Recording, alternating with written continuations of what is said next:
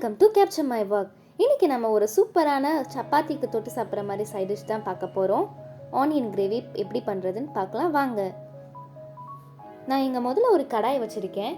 அதில் 3 table spoon oil ஊற்றிக்கிறேன். Oil நல்லா சூடாகட்டும்.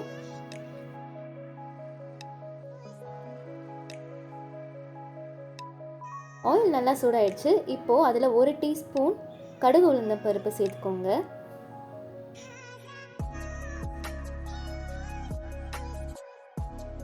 சோம்பு ஒரு 1/2 டீஸ்பூன் சேர்த்துக்கோங்க.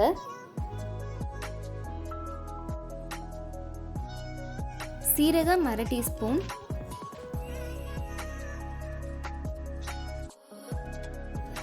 இப்போ கருவேப்பிலை சேர்த்துக்கோங்க.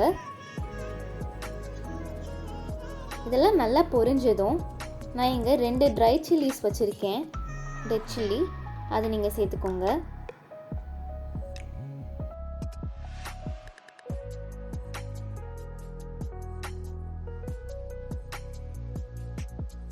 இப்போது பூண்டு ஒரு 5 பல் சாப் பண்ணி நல்லா சேர்த்துக்கோங்க.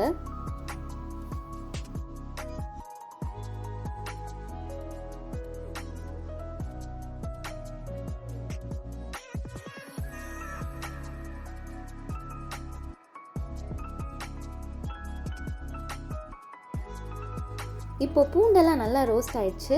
இங்கே நான் ஒரு 6 பெரிய வெங்காயம் நல்லா சாப் பண்ணி வச்சுருக்கேன். இதை நம்ம ஆட் பண்ணிக்கலாம்.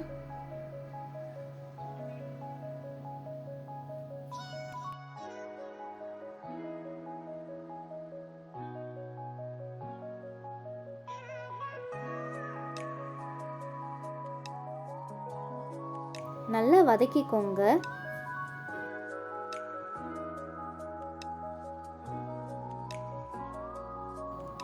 இப்போ வெங்காயம் இந்த அளவு வதங்கினதும் நான் இங்கே ஒரு 3 தக்காளி கட் பண்ணி வச்சுருக்கேன். அதையும் சேர்த்துக்கோங்க புளிப்புக்கு. அப்புறம் 1 டீஸ்பூன் உப்பு சேர்த்துக்கோங்க. உங்களுக்கு தேவையான அளவு பார்த்து சேர்த்துக்கோங்க. கூடவே ஒரு 1 டீஸ்பூன் இல்லை 1/2 டீஸ்பூன் மஞ்சள்தூள் சேர்த்துட்டு இதையும் நல்லா கலந்து விட்டுக்கோங்க.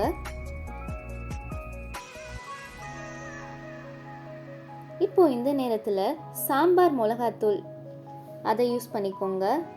நான் ஒரு 3 டேபிள் ஸ்பூன் போடுறேன். உங்களுக்கு காரத்துக்கு ஏற்ற மாதிரி நீங்கள் போட்டுக்கோங்க. இதையும் போட்டு நல்லா மிக்ஸ் பண்ணுங்க.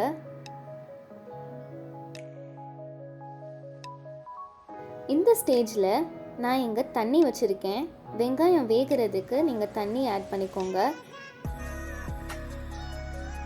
உங்களுக்கு ஏற்ற மாதிரி தண்ணி ஊற்றிட்டு மூடி வச்சுருங்க. நான் 15 நிமிஷம் வேக விட்டதுக்கப்புறம் நல்லா ஆயிலெலாம் தனியாக வெங்காயத்துலேருந்து பிரிஞ்சு வந்துடுச்சு. இந்த ஸ்டேஜில் நீங்கள் கிளறி விட்டுக்கோங்க. அவ்வளோதான் ஃப்ரெண்ட்ஸ், நம்ம ஆனியன் கிரேவி ரெடி ஆகிடுச்சு. லாஸ்ட்டாக கொத்தமல்லி இலை தூவிக்கோங்க. இந்த வீடியோ உங்களுக்கு பிடிச்சிருந்துச்சுன்னா மறக்காமல் சப்ஸ்கிரைப் பண்ணுங்கள். பக்கத்தில் இருக்க பெல் ஐக்கானை ப்ரெஸ் பண்ணுங்கள். அப்போ தான் நான் எந்த வீடியோஸ் போட்டாலும் உங்களுக்கு நோட்டிஃபிகேஷன்ஸ் வரும். Thank you friends.